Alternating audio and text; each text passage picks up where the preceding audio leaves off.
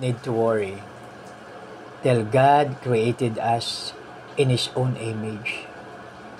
Tayo ay nilikha ni Lord na kanyang kawangis. Tapos kumuha siya ng alikabok, binasa, ipinorma at iningaan at naging tao. Yun ang ating ninunong si Adan. Tapos napakaganda pa dahil procreation ang ating pag-create po sa atin. No? So ibig sabihin niya na sa pag-create sa atin, tayo mga kaibigan ay ginabayan ni Lord na mag-reproduce. No? So para tayo ay dadami. So yan. No? So kaya no need to worry mga kaibigan. Dahil hindi basta-basta ang tao. Ibig sabihin hindi tayo basta-basta.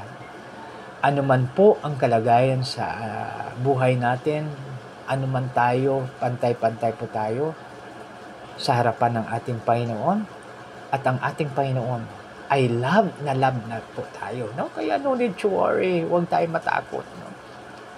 So yan, no?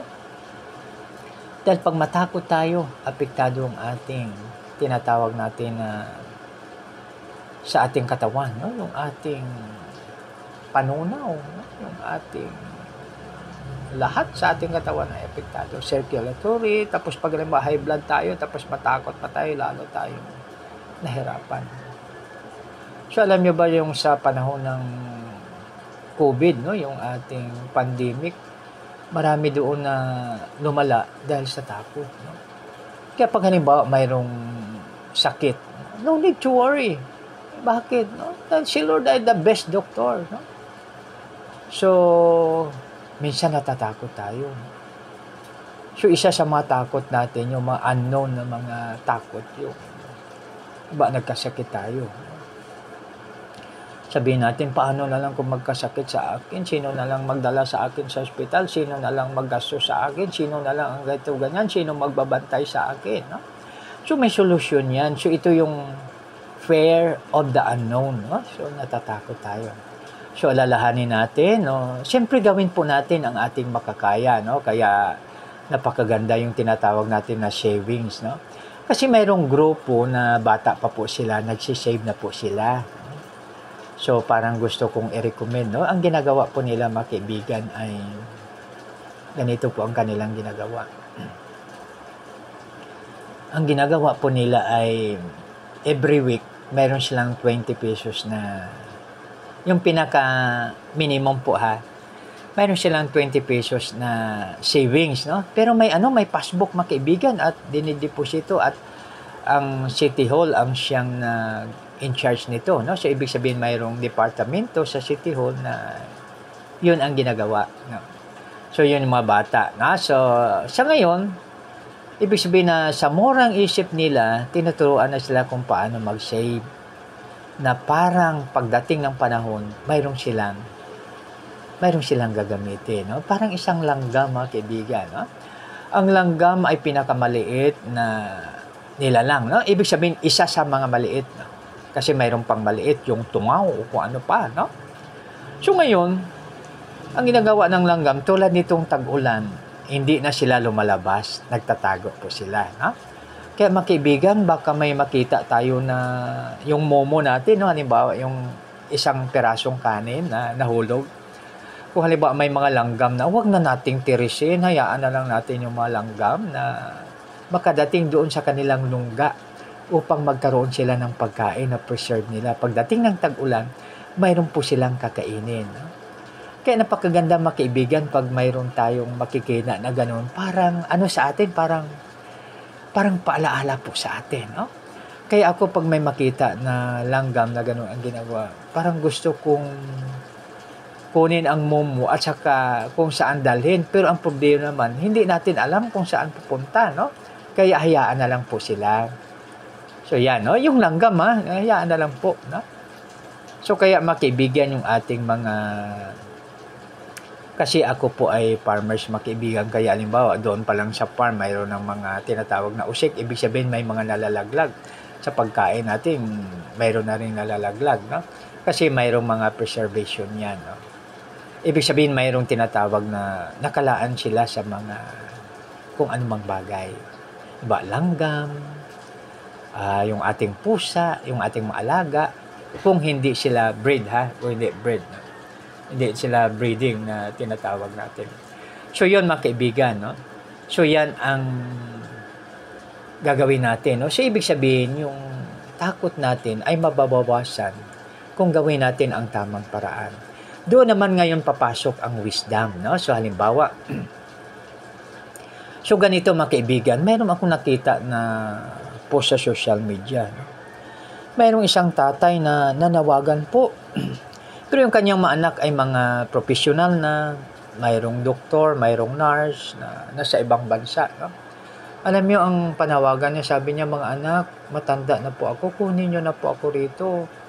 Alalayan niyo ako, no? So yan ay mga batas na hindi nakasulat sa mga unwritten laws o unwritten guidelines, pero nakasulat sa ating puso, no? So siyempre, no? So yung nanay at tatay, no? Hindi naman required ang mga anak na suportahan sila. Subalit, no? Napakaganda pag sila ay mag-support, no? So, di ba, no? Mayroong isang tumawag sa akin, sabi niya, wala na akong work. Wala na po akong work. Sabi niya, ang aking mga anak ay ganito, may trabaho sila, bali 3 sila. Sila po nagsusuporta sa aking gamot at saka sa aking pagkain. So, napakapalad naman, no? Pero yung isa na nanawagan na kanyang mga anak ay doon sa ibang bansa.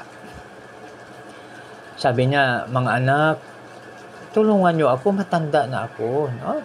So, yan. Subalit, mga kaibigan, malunasan natin yan sa magitan ng pag-ipon, ibig sabihin savings, no? So, ang savings na yan, huwag nating galawin para sa mayroon tayong contingency fund, mayroon din tayong savings, yung contingency fund, halimbawa na hospital or whatsoever, ganon. Mayroon din tayong mga funds para sa ating mga friends, halimbawa mag-bonding, family bonding, yung para ganon siya, no?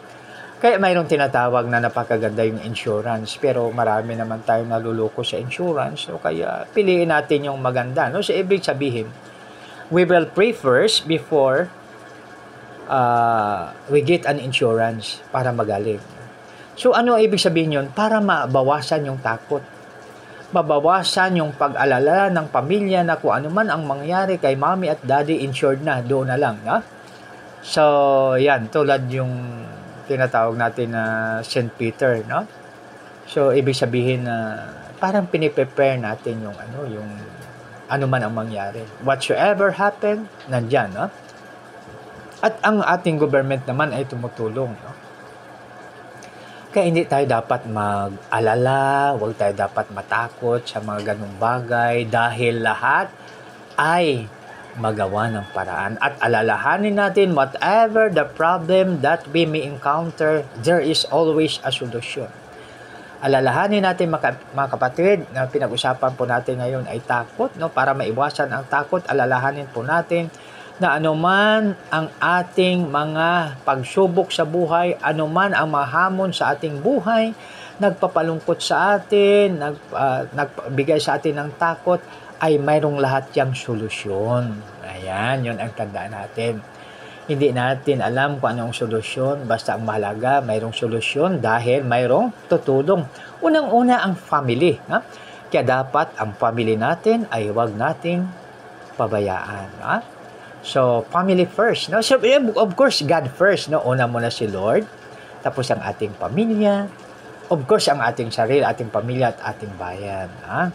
So, sa Scout kasi, nakalagay na duty to God, duty to country, duty to others, at of course, huwag pabayaan ang sarili. So, yan, mga kaibigan, ang ating gagawin, no? Kasi, sa halimbawa, mayroong akong isang kaibigan dito na taga-Kalayaan, no? Si Sir Saino, no? Sabi ni Sir Saino, sabi niya, alam mo, pag trabaho niya daw, pag umpisa na nagtrabaho siya, nag-savings siya kaagad. Sabi niya, nag-savings talaga ako, no? Siyempre, nag-usap sila ng family. Sabi niya, Mami, Daddy, mga anak, ganito, So, ang amount na ganito ay every month sa aking sahod, i-deposito natin sa ganito, no? So, yun ang ginawa nila. No? Of course, ang family ay alam nila kung ano lang ang dapat na sabihin halimbawa ni daddy, mga anak, hindi na natin pwedeng galawin yun dahil para yun sa ating future. No? So, pag-retire niya, napakayaman ni sir.